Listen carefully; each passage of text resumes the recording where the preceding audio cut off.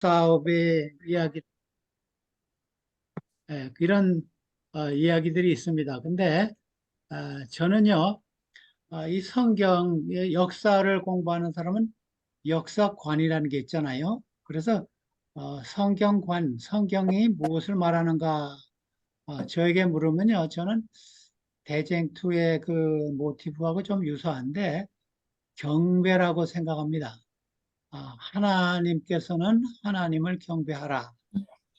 그러나 사단은 자기를 경배하라. 이것의 싸움입니다. 그래서 창세기 1장, 2장은 이제 죄가 없습니다. 하나님을 경배하는 거고.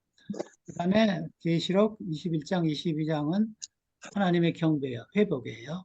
그래서 그 중간 창세기 3장부터 계시록 20장까지는 제가 보기에는 완전히 하나님과 사단의 경배의 쟁투 같습니다. 드디어는 이제 하나님의 승리로 시작하고 하나님의 승리로 끝나지만은 그래서 제가 오늘 이 창세기 4장에서 그런 그 아이디어를 좀 얻었습니다.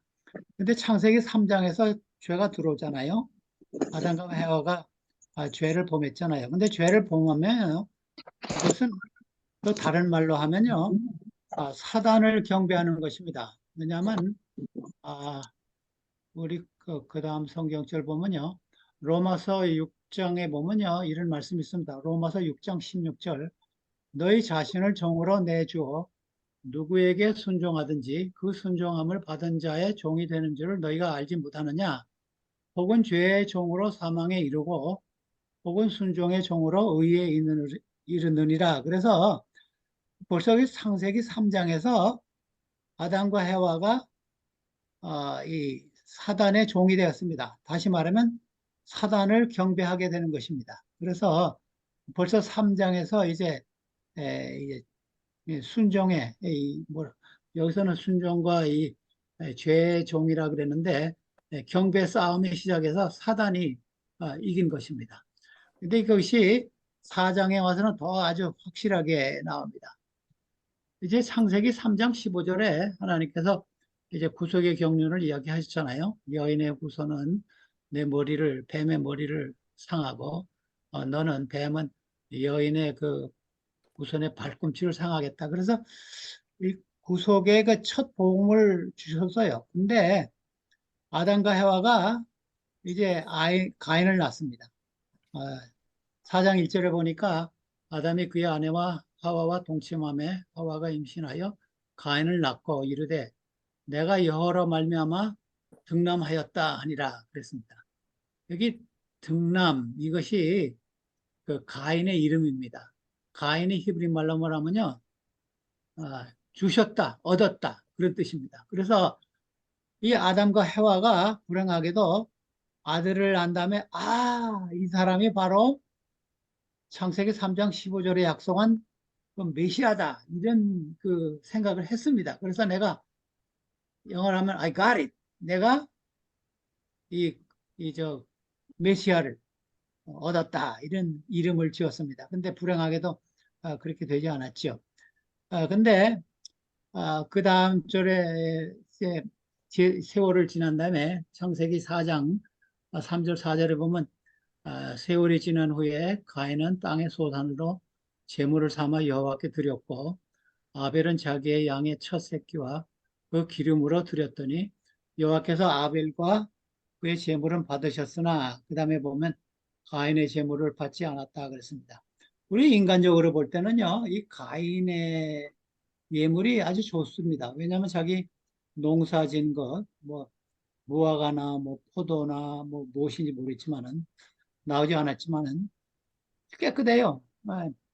아주 자기가 열심히 농사를 진 거로 하나님에게 에, 제사를 드렸어요. 근데 아벨은 양의 첫 새끼와 기름으로 그러니까 피를 흘렸습니다. 근데 좀 우리 인간적으로 볼 때는 굉장히 뭐라 그럴까 깨끗하지 않아요.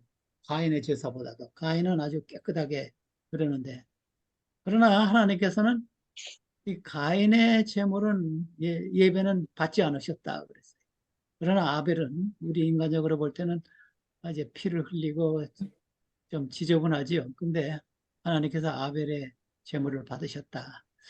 그래서 제가 왜 하나님께서 이랬을까 좀 생각. 근데 성경에는 자세하게는 나오지 않아요. 사실 여러분들이 성경을 읽으실 때 좀 자세하게 읽으셔야 하고, 그 다음에 그 뒷면을 좀 보셔야 합니다. 왜 아벨의 제사를 받으시고 가인의 제사를 받지 않았을까? 그러고 나서 이 화가 나서 이 가인이 아벨을 그 자기 밭에 가서 죽였다는 말씀이 나오지요. 근데 제가 여러 가지 생각을 했습니다. 근데 신약 성경에 이런 말씀이 있어요. 무슨 구약에도 여러분이 잘 아시는 사무엘상 16장 7절이죠. 하나님께서는 그 마음을 보신다. 사람들은 외모를 보지만은 하나님은 그 마음을 보신다 그랬어요. 그런 말씀, 하나님께서 아마 가인의 마음, 아벨의 마음을 보신 것 같아요. 근데 요한일서 3장에 보니까 이런 말씀이 있어요.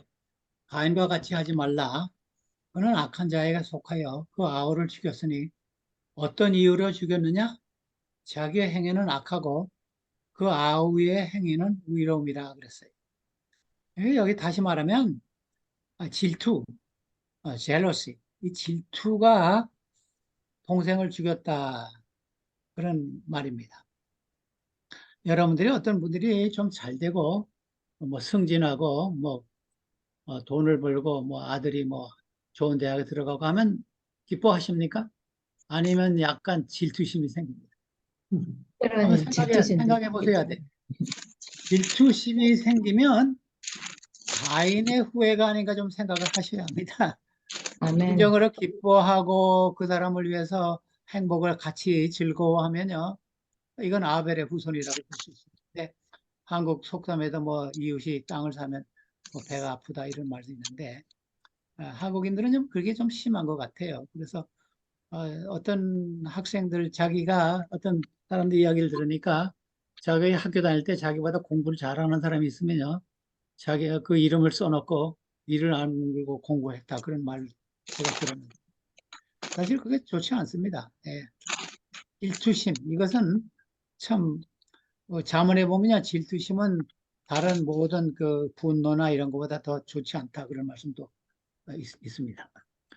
그 다음에 또 히브리서의 그 아벨에 대한 이야기가 또 나옵니다. 신약 성경에 두 번 정도 나오는데 히브리 11장 4절에 보면요 이제 히브리 11장 1절에서는 믿음의 정의가 나오고 이제 4절부터는 믿음으로 이런 사람들이라 하고 나옵니다. 근데 제일 처음으로 아벨 이야기를 했습니다. 베드로 이제 사도 바울이 믿음으로 아벨은 가인보다 더 나은 제사를 하나님께 드림으로 의로운 자라 하시는 증거를 얻었으니 하나님이 그 예물에 대하여 증언하십니다. 그가 죽었으나 그 믿음으로써 지금도 말하느니라. 아벨은 일찍 죽었습니다. 요사했습니다. 근데 제가 아벨에 대해서 지금도 설교하잖아요. 그래서 아, 믿음으로 제사를 드렸다 그랬습니다. 근데 많은 분들이 믿음에 대해서 좀 오해해요. 왜냐하면 믿음은 머리에서 끝나는 것을 생각하는데 사실은 믿음은 머리에서 시작해서 손과 발까지 와야 합니다. 다시 말하면 믿음으로는 믿는 그 지적인 행동에서 지적인 것에서 행동으로 나와야 그게 참 믿음입니다. 그래서 히브리 11장에 믿음의 첫 정의를 이제 말한 다음에 예를 들어서 믿음으로 아벨은 더 좋은 제사를 드렸다 그랬어요. 행동이잖아요. 믿음으로 노아는 방주를 지었다. 믿음으로 아브라함은 첫 아들을 드렸다. 믿음으로 기생 라합은 정탐꾼을 살렸다. 그래서 다 이 믿음이 행동하고 하나로 연결이 됩니다. 그래서 저는 믿음과 순종, 믿음과 행실 이것을 그 말을 좋아 안 합니다. 왜냐하면 과하면요 두 개로 갈라지잖아요. 믿음 즉 순종 이렇게 하셔야 됩니다. 하나입니다. 참 믿음은 항상 순종과 행위가 따라오기 마련입니다. 그래서 히브리 11장을 여러분들 한번 자세히 읽어보세요. 다 믿음으로 하면서 순종과 행실이 나옵니다. 그래서 아브라함이 믿음의 첫 조상이라고 많은 분들이 이야기하지만 저는 아벨이 믿음의 첫 조상이 아닌가 그런 생각합니다. 왜냐하면 아벨이 제일 처음에 나옵니다. 물론 아브라함에 대한 이야기를 사도 바울이 많이 이야기했지만 하여튼 아벨은 가일보다 더 믿음 있는 제사, 순종의 제사를 드렸다. 근데요, 아, 이런 말씀이 히브리 9장 22절에 있잖아요. 율법으로 따라 거의 모든 물건이 피로써 정결하게 되나니 피 흘림이 없은즉 사함이 없느니라. 이 말씀이 신약에 나옵니다. 근데 구약에는 없어요. 그러니까 가인이 하나님께서 자기 제물을 안 받을 때 이런 말씀을 할 수 있었어요. 아, 나는 이건 몰랐다. 근데 창세기 4장에는 그 말이 안 나와요. 이것이 오랜 후에 몇천 년 지난 다음에 사도 바울이 이 말을 했습니다. 근데 사실 구약에는 없지만 저는 가인과 아벨이 알았다고 생각해요. 왜냐하면요. 창세기 3장 21절에 보면요. 여호와 하나님이 아담과 그의 아내를 위하여 가죽옷을 지어 입히시니라 그랬습니다. 그것도 전에 보면요. 아담과 해와가 이제 범죄한 후에 무화과나무로 치마를 엮어 입었다 그랬어요.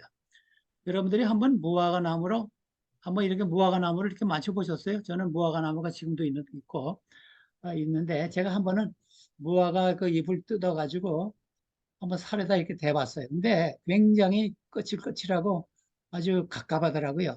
근데 하나님께서 그 무화과나무 그 벗으라고 내가 이 가죽옷을 좀 입혀주겠다고. 근데 아담과 해와가 하나님과 이때 대화했을 겁니다. 분명히.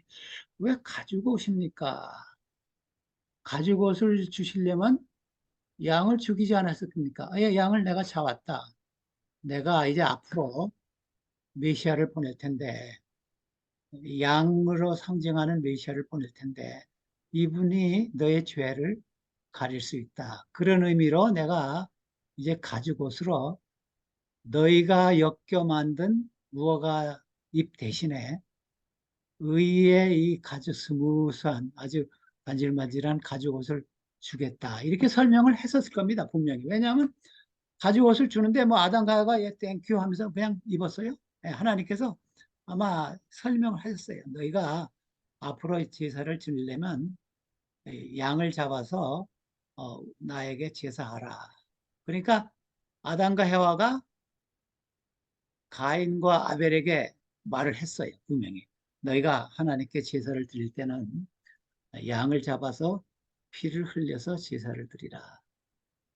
그래서 가인과 아벨이 알았습니다.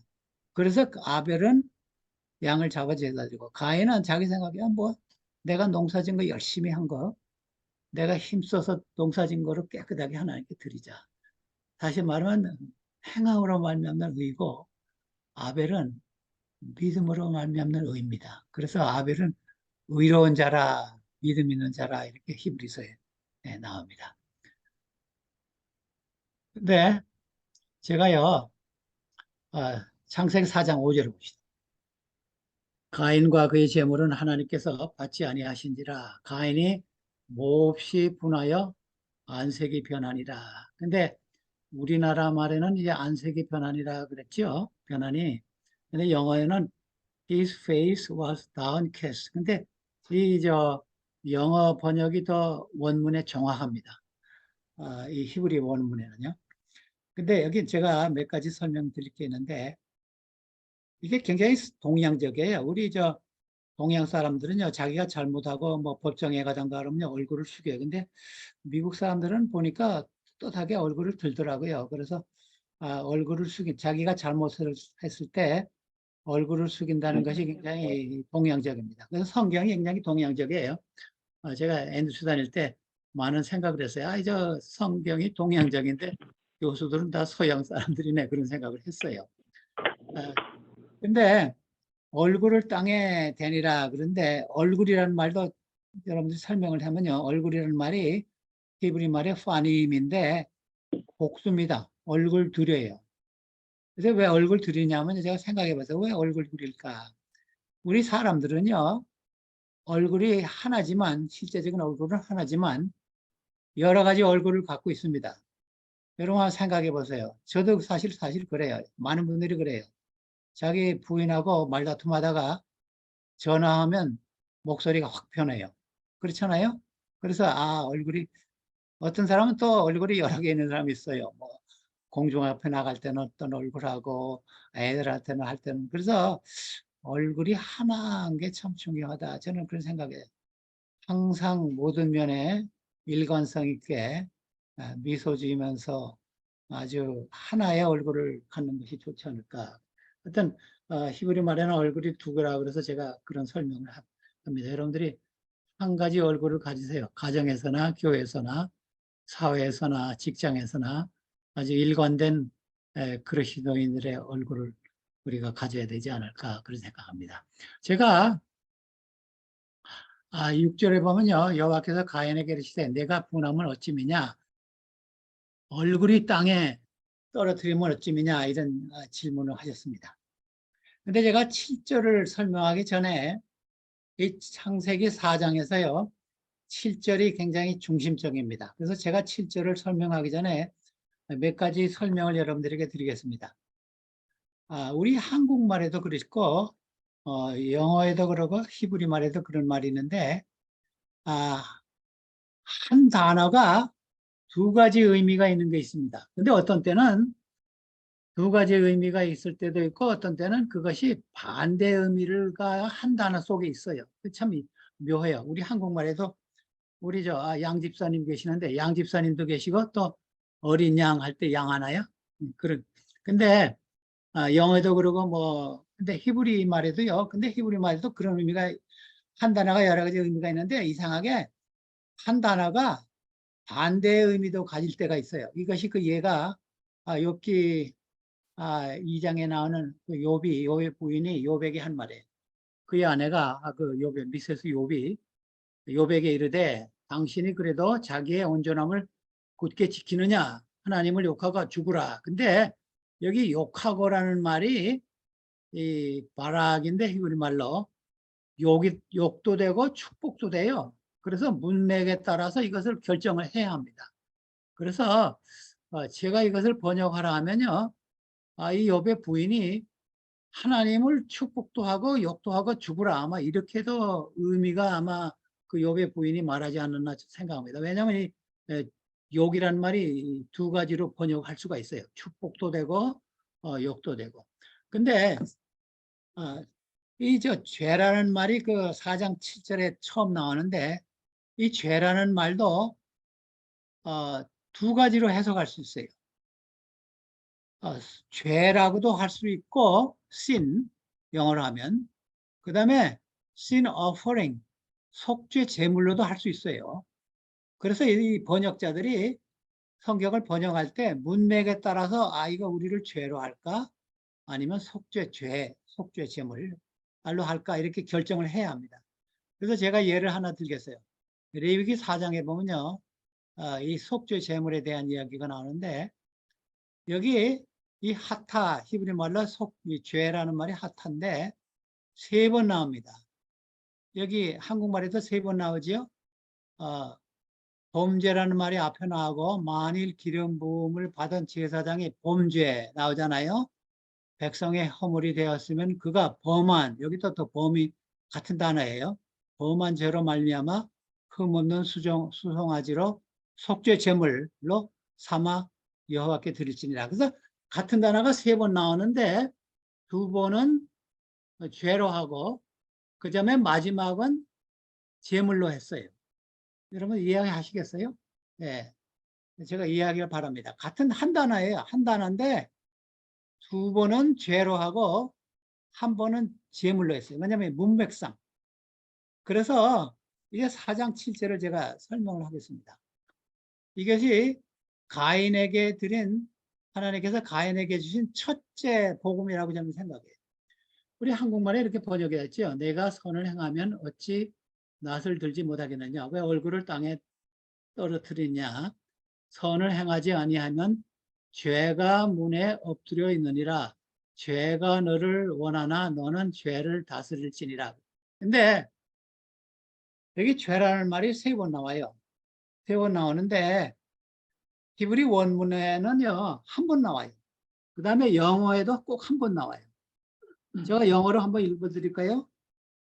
Then the Lord said, Behold, 아니, 제가 4장 7절. If you do well, will you not be accepted?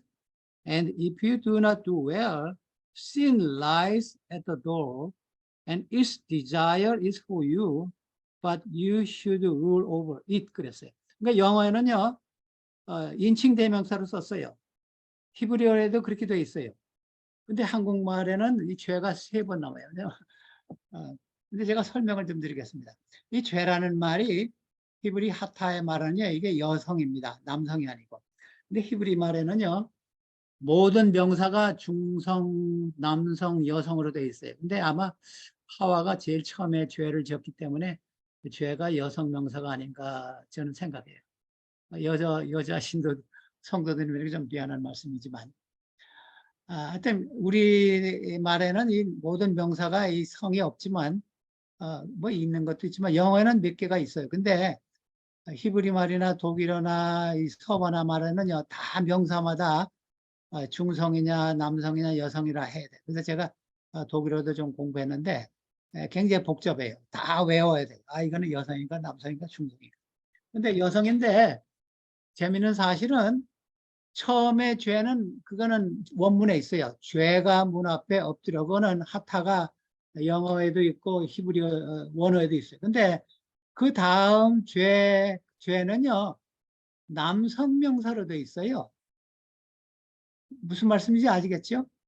처음에 죄는요, 그 여성인데, 그 다음에는 죄라는 말이 아니고, is desire, 그 다음에 마지막에는 it 그랬어요. 근데 그게 남성으로 돼 있어요. 그래서 제가 생각을 했습니다. 이게 이렇게 하면 문맥상으로 이 번역이 잘못되어 있어요. 그래서 제가 어떤 한 구역학자의 힌트를 얻어가지고 여기 처음에 나는 죄를 속죄죄로 했으면 어떤가 생각을 해봤어요. 그래서 제가 이렇게 하면요.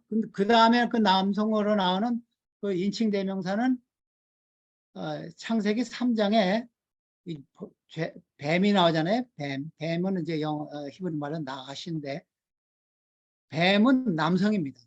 그래서 이렇게 좀 해석을 해봤습니다. 여러분 잘 들어보세요.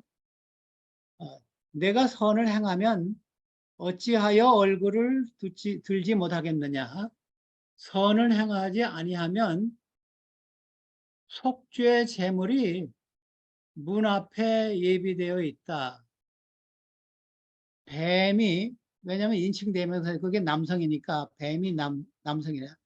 뱀이 너를 다스리기를 원하나 너는 뱀을 다스릴 수가 있다. 그리고 가로를 치고, 왜냐하면 속죄 제물이 예비되어 있기 때문에. 이렇게 제가 해석을 했는데 이렇게 하면요, 지금 4장에서 제가 처음에 예배 설교 시작할 때 경배의 싸움이라 그랬잖아요.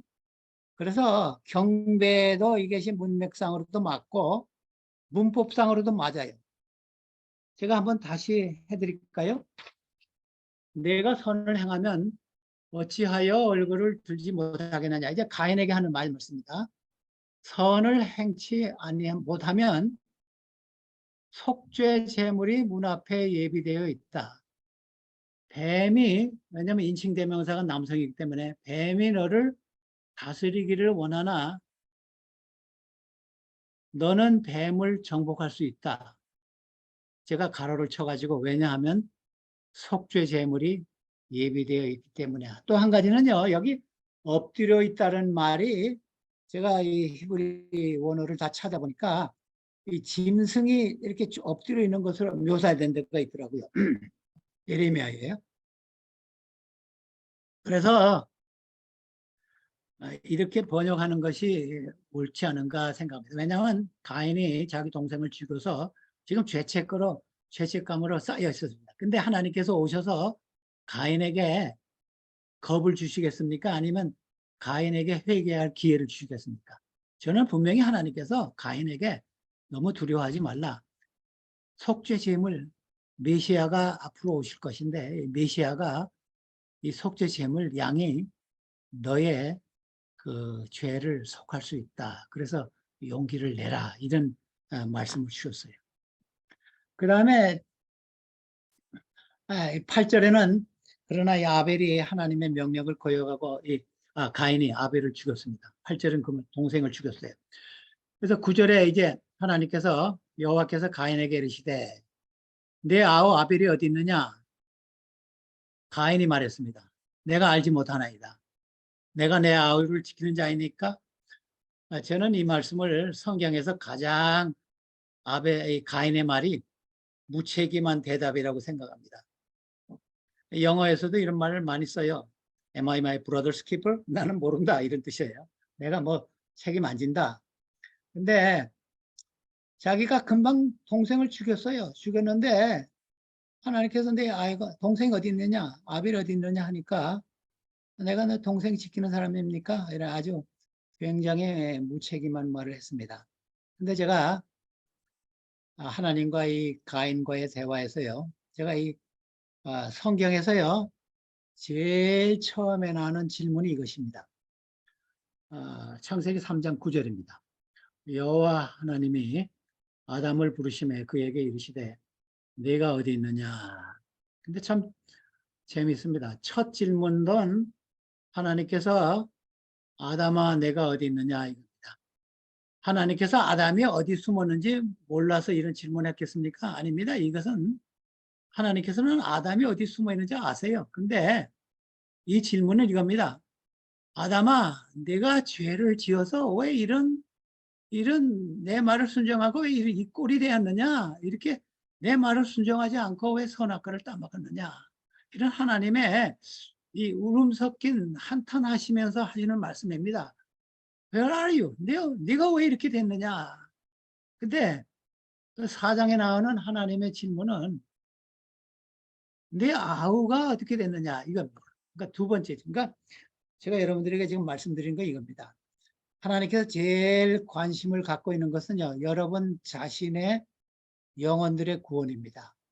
내가 지금 어떤 상태에 있느냐, 내가 지금 믿음 가운데 서 있느냐, 아니면 죄악 중에 빠져 있느냐. 그 다음에 두 번째 하나님께서 관심을 갖고 있는 것은 내 형제가 어떻게 됐느냐, 내 남편이, 내 부인이, 내 자녀가, 내 이웃이, 너의 교우가, 신앙 상태가 어떤가. 이것이 두 번째 하나님의 관심입니다. 왜냐하면 이게 하나님의 첫 질문이고 그 다음에 질문이 하나님의 4장에 나오는 것이 하나님의 두 번째 질문입니다. 그래서 여러분들이 이걸 한번 생각해 보고 내 신앙 상태가 어떤가. 많은 분들이 사도 바울에 제가 사도 바울에 대해서 이야기하면 많은 분들이 이 사도 바울의 이 전도에 대해서 이야기하는데 저는 약간 이의를 제기해요. 사도 바울이 제일 관심이 있었는 것은요. 자신의 구원입니다. 그 다음에 전도입니다. 왜냐하면 빌립보 4장에 보면요. 내가 내 구원을 향해서 상을 향해서 표대를 향하여 달려가노라. 그래서 그 말씀을 하기 전에 내가 한 가지 일 그러면서 그 말씀했어요. 그 다음에 고린도전서 10장에는요. 내가 하나님께서 주시는 구원을 위해서 내 몸을 쳐서 복종한다. 근데 많은 분들이 이제 목사님도 그런 말씀 많이 내가 들었는데 사도 바울의 최대 관심은 영혼 구원이라는데 저는 아닙니다. 사도 바울에도 최대의 관심은 자신의 구원입니다. 그 다음에 이제 다른 사람의 영혼 구원입니다. 그래서 하나님께서 예레미야 13장에 이런 말씀하셨어요. 예레미야 13장 20절에 너는 눈을 들어 북방에서 오는 자들을 보라. 내가 내게 맡겼던 양떼는 내 아름다운 양떼는 어디 있느냐. 여러분들의 자녀, 여러분들의 그 남편, 부모, 교우들, 이웃. 하나님께서 이런 질문하십니다. 이건 꼭 지도자들에게만 하는 말씀은 아닙니다. 우리 모두에게 하시는 말씀입니다. 아름다운 너에게 맡겼던 아름다운 양떼는 어디 있느냐. 근데 제가 이 말씀을 출애굽 21장을 왜 펴냐면요. 하나님께서 이제 저기 동생을 죽인 가인에게 형벌을 내리셔야 했어요. 근데 여러분, 출애굽기 21장에 보면요, 이런 말씀이 있습니다. 21장 22절에는 재판장에게 하신 말씀이에요. 재판장에게 내가 이걸 준다 하고, 21장 23절에는요, 생명은 생명으로 하신 말씀을 나오고, 21장 24절에는요, 눈은 눈으로, 이는 이로, 손은 손으로, 발은 발로. 이 말씀이 구약 성경에 한 3번 정도 나오고, 신약에도 여러 번 나오는데, 근데 유대인들이요, 이 말씀을 오해했어요. 오해해가지고, 복수하라, 이렇게 생활의 원칙으로 삼았어요. 근데 예수님께서 아니다. 산산수훈에서 이것은 재판장에게 주신 형벌의 원칙으로 주셨다. 출애굽기 21장 22절에 그 말씀이 나와요. 재판장에게 주셨어요. 생활의 원칙으로는 주시지 않았어요. 그래서 산산수훈에서 원수도 사랑하라 이렇게 예수님께서 승화시켰었어요. 근데 이제 가인에게 형벌을 내리셨어요. 그 형벌이 창세기 4장 12절입니다. 근데 보세요. 내가 밭을 갈아도 이제 아우를 죽인 그 살인자에게 아까 본 그 출애굽기 21장의 말씀에 의하면 하나님께서 가인을 죽이셔야 돼요. 왜냐하면 생명은 생명으로 그랬으니까. 이는 이로 눈은 눈으로. 내가 밭을 갈아도 땅이 다시는 효력을 내게 주지 아니할 것이요. 너는 땅에서 피하며 유리하는 자가 되리라. 우리 세상 법정에도요. punishment fit the crime 이런 말이 있어요. 무슨 말이냐면요. 중범죄는 중하게, 경범죄는 경하게 처벌하라. 근데 하나님께서 가인이 동생을 죽인 살인자를 벌하시려면요. 가인을 당장 죽이셔야 해요. 근데 두 번째 복음을 주셨어요. 내가 밭을 갈아도 땅이 다시는 효력을 내게 주지 아니할 것이요. 너는 땅에서 피하여 유리하는 자가 되리라. 죽이지 아니하시고 두 번째 복음 주셨어요. 뭡니까 이것이? 농사가 좀 잘 안 될 것이다. 이 가인이 농사꾼이니까 뭐 직업을 바꾸라 그런 말씀도 안 하시고 농사가 좀 안 될 것이고 지금 내가 동생을 죽였으니까 사람들 피해서 좀 살게 되겠다. 저 같으면요, 감사합니다. 그럴 거예요. 근데 참 불행하게도 가인은 그렇지 않았어요. 모든 인간들이 다 그런 것 같아요. 인간들이 참 자기가 잘못하고도 감옥에 가서요, 많은 감수들에게 당신은 무슨 죄를 져서 여기 왔습니까? 하면요, 거의 99%는요, 저는 죄가 없는데 하면서 시작한다 그래요. 그래서 어떤 유명한 이야기가 있죠. 그 프랑스의 어느 왕이 감옥에 가서 너는 왜 이게 변장을 하고 감옥에 들어갔어요. 너는 왜 감옥에 들어갔냐 하니까 저는 뭐 잘못하고 없는데 어쩌고저쩌고 해서 뭐 누가 어떻게 해가지고 들어왔다. 다 그런 대답을 하는데 한 사람이 저는 죄인입니다. 그러니까 그 왕이 너는 감옥에서 나가라.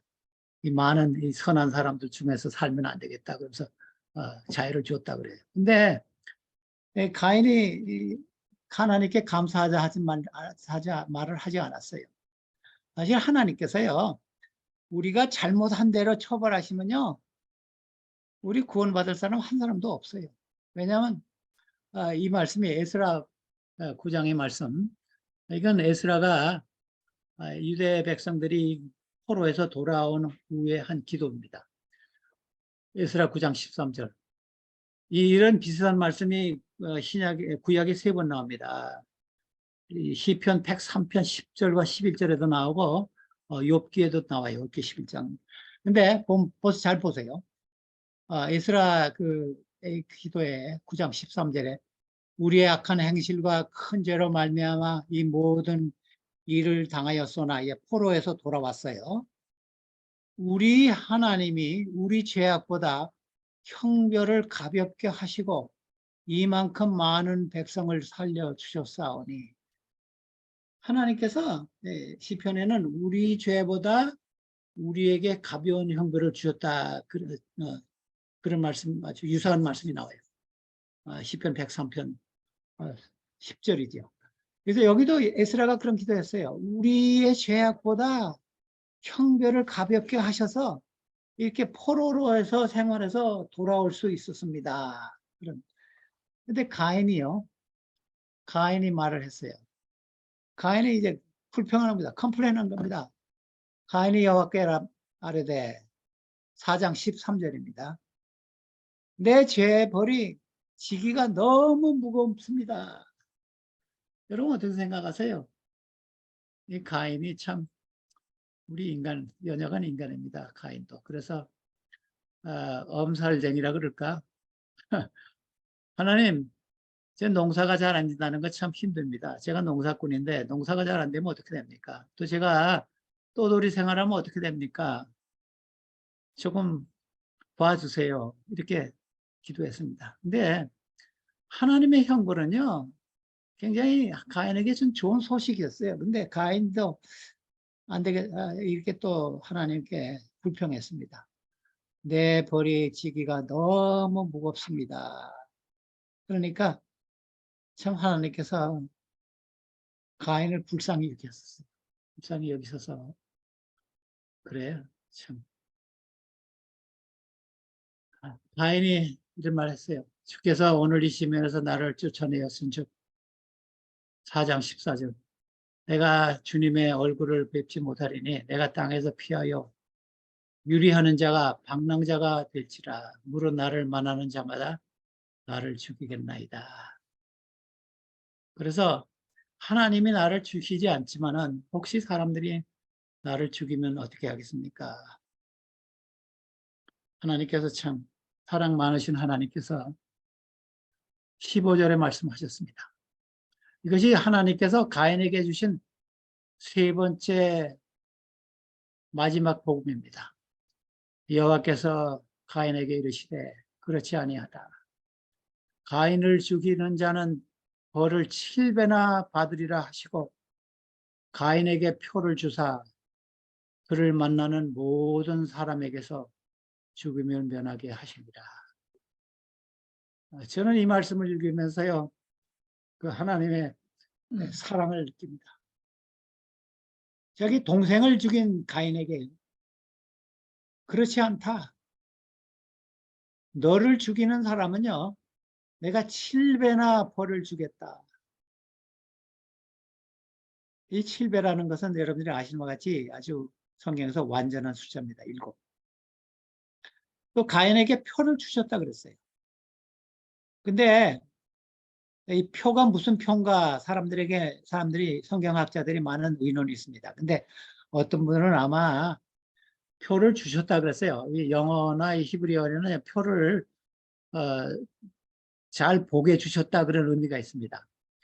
조그맣게 이제 아이디 같은 거를 주면 주머니에 넣으면 사람들이 볼 수 없잖아요. 그래서 어떤 분들은 아마 이마에 십자가를 표를 주지 않았나 이런 생각을 하는 사람도 있습니다. 근데 저는 아마 사람들이 이 가인에게 저 사람 동생을 죽인 사람이라고 달려올 때 하나님께서 가인의 옷에 광채가 나게 해서 접근하지 못하게 하셨을까 이런 생각도 합니다. 하여튼 다시 말하면 하나님께서 내가 너를 죽이지 않겠다. 염려하지 말라. 이런 말씀을 하신 겁니다. 참 하나님의 사랑이 4장 15절에 나타납니다. 창세기 3장 15절에도 구속의 약속이 있고 창세기 4장 15절에도 하나님의 복음이 여기 나타났습니다. 근데 불행하게도 근데 영어에는 나오네요. so 그랬죠? 어떤 영어 성경에는 then 그랬어요. 근데 히브리 말에도 나옵니다. 근데 우리 한국 그 성경은 조금 잘못됐어요. 이것이 15절과 연결이 되는데 띄어놨어요. 보니까 한국말에는. 근데 연결이 됩니다. 근데 저보고 이걸 번역하라면 저는 이렇게 하세요. 그러나 가인이 여호와 앞을 떠나서 에덴 동쪽 노 땅에 거주하였더니 그래서 그러나 하는 것이 더 정확한 번역입니다. 왜냐하면 하나님께서 세 번이나 가인에게 복음을 주셨는데 가인이 하나님의 땅을 앞을 떠나갔다 그랬습니다. 근데 또 재미있는 사실은요. 이 노시라는 말인데 노시 어느 지역인지 정확하게 모릅니다. 예전 동쪽에 있다 그러는데 이 의미는요 유리하는 자 그런 뜻입니다. 앞에 나오는 그 앞에 유리하는 자, 방랑자 그 같은 의미입니다. 노시. 그래서 아마 그런 의미가 그러나 가인이 여호와 앞을 떠나서 에덴 동짝 유리하는 지역에서 유리하였더라 이렇게 하는 그 번역하면 더 정확한 의미가 되는 것 같아요. 왜냐하면 노시라는 지역을 우리가 아무도 모르기 때문입니다. 그러면 노의 의미가 그것이기 때문에 제가요 예배 시작할 때 설교 시작할 때 이 성경 전체가 경배에 대한 이야기라고 시작했죠. 근데 제가 이제 계시록 13장 8절 이제 결론적으로 몇 성경점만 드리고 마치겠는데 계시록 13장 8절에 보면요 이런 말씀입니다. 제가 이거 킹 제임스에서 가져왔는데 이것이 킹 제임스 번역이 더 정확한 번역입니다. 뭐 우리가 가지고 있는 개역 개정도 뭐 그렇게도 번역할 수 있고 이렇게도 번역할 수 있는데 이렇게 번역하는 것이 더 정확한 번역 같아요. 여러 가지 성경절을 비교해 볼 때 땅에 거하는 모든 자들 곧 세상의 창건 또 창세 이후로 죽임을 당한 어린 양의 생명책에 이름이 기록되지 않은 자들이 그에게 경배하리라. 하나님을 경배하는 자들은요 하나님의 생명책에 이름이 있는 사람이고 그 이름이 없는 자는 하늘 생명책에 이름이 없어요. 근데 죽임을 당한 창세 이후로 죽임을 당한 어린 양 그랬어요. 무슨 의미냐면요. 하나님께서요. 아담과 해와가 범죄하기 전에 구속의 계획을 다 세워놓았습니다. 세워놓고 인간들이 범죄하면 예수님이 죽으실 것을 다 계획을 세워놓았어요. 다시 말하면 하나님은요. 속수무책한 하나님이 아니십니다. 그렇기 때문에 계획을 다 세워놔서 이런 말씀이 나왔습니다. 마태복음 25장에도 창세 이후로 예비된 나라를 상속으로 받으라 그런 말씀이 나오잖아요. 그래서 땅에 거하는 모든 자들로 곧 세상의 창건 이후로 죽임을 당한 어린 양의 생명책에 이름이 기록되지 않은 자들이 그에게 경배하리라 그랬어요. 근데 우리 개역 개정성에는요, 이 농명책, 생명책에다가 이 창세 전이라는 말을, 이후란 말을 넣었어요. 근데 이렇게 번역하는 것이 더 정확한 번역 같아요. 그래서 경배라는 말씀이 나오잖아요. 이제 경배 이게 모티브로 돌아가서요. 예수님께서 시험을 받으셨어요. 시험을 받으셨는데 마지막 시험이 경배에 대한 시험입니다. 여러분들이 학교에서 시험 칠 때 첫 시험이 좀 쉽고 그 다음엔 조금 어렵고 그 다음에 마지막 시험이 제일 어렵잖아요. 그래서 이 사단이요. 마지막에 이 경배의 시험을 넣습니다. 예수님을 하셨어요. 그래서 예수님께서 대답하신 것이 뭐예요? 마태복음 4장 10절인데 이것이 그 신명기 6장 10절에서 인용하셨는데 예수께서 말씀하시되 사단아 물러가라 기록되었으되 너희 하나님께 경배하고 다만 그를 섬기라. 근데 재미있는 사실은요. 이 신명기에는요. 다만이라는 말씀이 없어요. 근데 예수님께서 이것을 넣었어요. 다만 너희 하나님을 경배하라. 그 외에는 아무도 경배하지 말라. 뭐 여러분들이 사단은 경배하지 않지만은 뭐 어떤 분은 돈을 경배할 수 있고 명예를 경배할 수 있고 뭐 차를 경배할 수 있고 세상에 배우나 운동선수 경배할 수 있어요. 근데 우리가 이 말씀대로 예수님 말씀대로 하나님만 경배하셔야 합니다. 하나님만. 그것이 생명책의 이름이 들어갈 조건입니다. 근데 제가 계시록 22장에 왜냐면요. 제가 아까 시작할 때 성경 전체가 경배에서 시작해서 경배로 끝난다 그랬어요. 여기 요한이 천사를 경배하려고 그랬어요. 그러니까 계시록 제일 마지막 22장 9절에 천사가 내게 말하기를 나는 너와 내 형제 선지자들과 또 이 두루마기의 말을 지키는 자들과 함께 된 종이니 그리하지 말고 하나님께 경배하라 하더라. 그래서 계시록 22장이 경배로 딱 끝납니다. 그래서 제가 여러분들에게 참 골면하고 싶은 것은요.